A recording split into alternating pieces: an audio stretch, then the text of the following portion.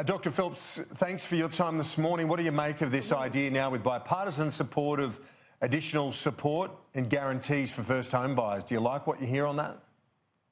I'm very pleased to see a focus on housing affordability, particularly for young people, and that there is bipartisan support on an issue like this. But I think it's early days. I think it does need to be assessed. I think that the risk of this to the housing market is limited by the fact that there are only going to be 10,000 of these loans on a first-come, first-served basis. I think the concerning thing is that if people are going to be borrowing 95% of the cost of a house, and in a falling property market, if they get into mortgage stress and they're not able to make payments, let's say if interest rates go up without wages going up, then people may find that they're in a situation of having to sell that property and they owe more than they own, and so that will put them further into debt and further into stress financially. So there are some concerns about this, but I think in terms of the broader economy, the risks are limited by the fact that it is only going to apply to 10,000 loans.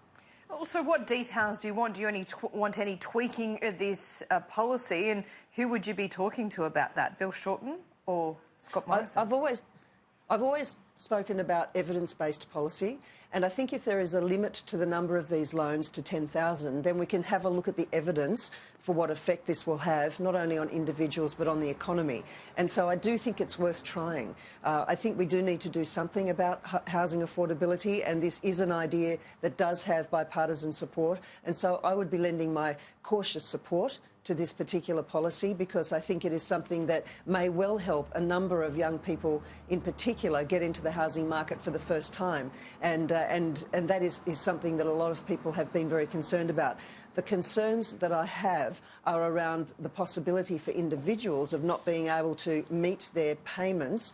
If they are only borrowing 5%, then that is a good thing, and if the government is supporting their mortgage default with insurance, then that is also something that will be helpful. But one of the problems here is that if people are not able to meet those payments, and if the housing market continues to fall as it has been doing, if they're then forced to sell, if there are increases in interest rates, then those people would be saddled with a debt, but without property to back up that debt. So there are I think, some significant concerns for individuals potentially. On the other hand, it's a positive for people who want to get into the housing market and can continue to make those payments. Dr Phelps, yesterday there was a low-key launch by the coalition.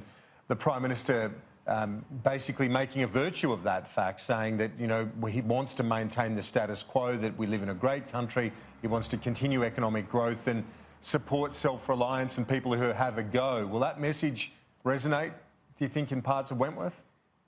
I think one of the problems is that there has been stagnant wage growth over quite some time now, so people aren't feeling the sense of economic strength. I think people are also very concerned about the way the economy has been managed. They're aware that the debt has doubled under the coalition government. They're aware that their taxpayers' funds have been misspent in many ways, with things like the $185 million spent on the publicity stunt on Christmas Island, the water buyback scheme, which hasn't yet been properly interrogated, and a lot of taxpayers' money wasted on that.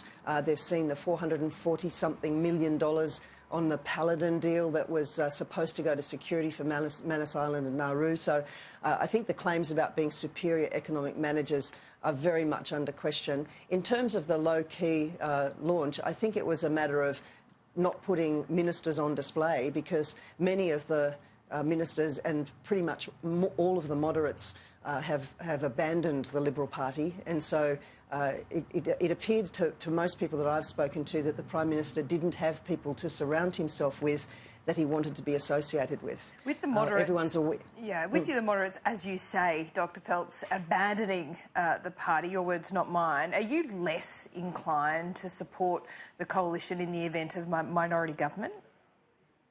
A lot of people are very concerned, as I am, about the lurch of the coalition to the right. They're concerned about the coalition of Liberal, National, Pauline Hanson and Clive Palmer, which indicates a further move to the right, even 6 or 7 months ago when they got rid of Malcolm Turnbull and he resigned, and that resulted in me becoming the MP for Wentworth. I am concerned about this lurch to the right of the coalition. However, being socially progressive and economically conservative, I would have to look at what the result of the election is on Saturday, who is going to be elected to the crossbench, and what the future government look like. At this stage, as you've been commenting on this morning, it looks like it will be a Labor victory, in which case the role of the crossbench will be to be strong, vocal advocates for our communities. With just 5 days to go of this election campaign, and everything from a hung parliament to a comfortable, Labor victory, I think is the most likely scenario of if one of the major parties wins. But we could see a hung parliament situation where an independent would have quite a say. What's your message to voters then in Wentworth as you take your final days of campaigning to those that supported you just a few months ago? There are very major issues at play here. We know this is going to be a climate election. We know that environment is at the forefront of voters' minds. Climate policy is something that I have campaigned strongly on, and it's something that is very important to the people of Wentworth. People of Wentworth are also, like most Australians, very interested in integrity and trust in government, and I believe we need an anti-corruption and integrity commission that is able to restore trust in government in our democratic processes. We need to see continued support for public health and public education, which we are not seeing at the moment, and we need to move forward, I think, with confidence that there's proper funding for public health and for education. And in the event of a Labor government, the people of Wentworth would be better served by a strong, local independent than with an opposition backbencher.